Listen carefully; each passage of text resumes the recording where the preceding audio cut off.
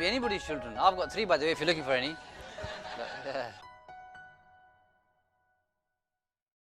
And how old do you have to be to work for a business, especially in this kind of scenario? 16? 16?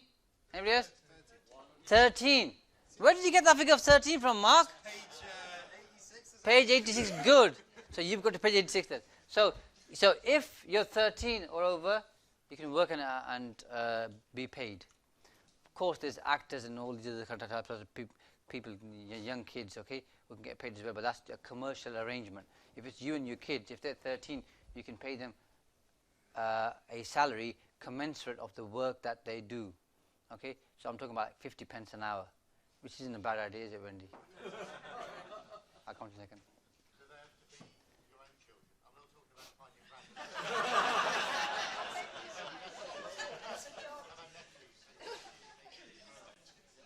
They can be anybody's children. I've got 3, by the way, if you're looking for any.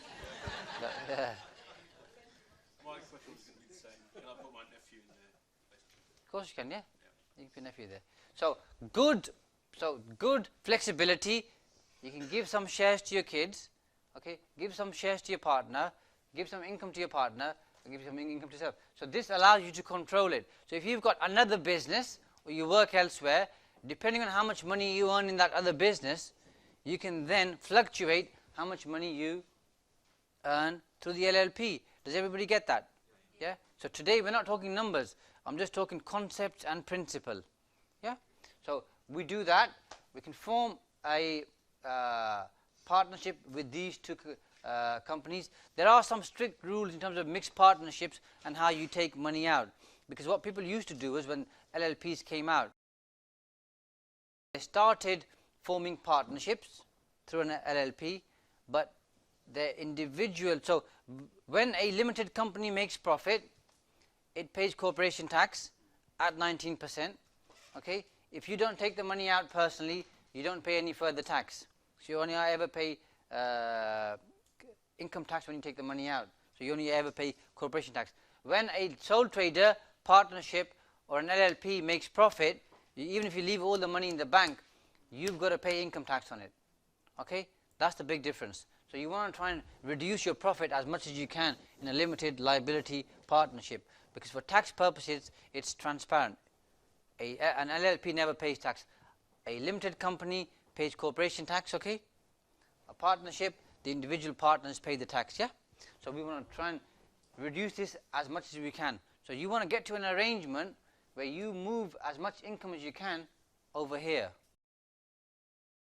Chris, where you move the liabilities or the loan payments from here to the limited company as partners. Yeah, there's a way to get to that, yeah, which we're not going to cover, but you just need to know there's a way to do it. Yeah, and then the company pays the mortgage, okay, mortgages, and if a company pays mortgages, does section 24 affect it? No. So you've escaped that, so that's a big tick in the box. So section 24 doesn't apply. If we're giving some of the share of the business to our children, what's that going to help us with in the future? So inheritance tax. And if we're able to split the income with our husband, wife, civil partner or kids, what's that going to help us with? Which tax? Income tax.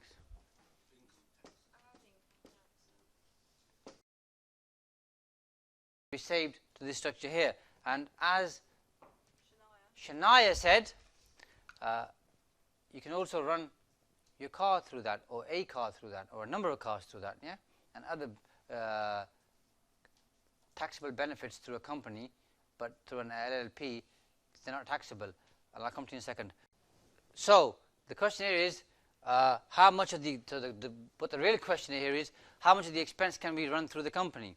So for a limited company, you've got to pay benefit in kind tax. For a sole trader, partnership on LLP, you have to work out how much of the car is used for personal purposes and how much for business purposes. So if you let's say drove 10,000 miles in a year, you'd keep a mileage log, and you'd say 25% of that is personal, 75% is business. So the partnership or LLP would claim 75% of the expenditure on any interest paid, repairs, maintenance, insurance, road tax, all that type of stuff. Yeah. So so you just have a personal use adjustment or private use adjustment.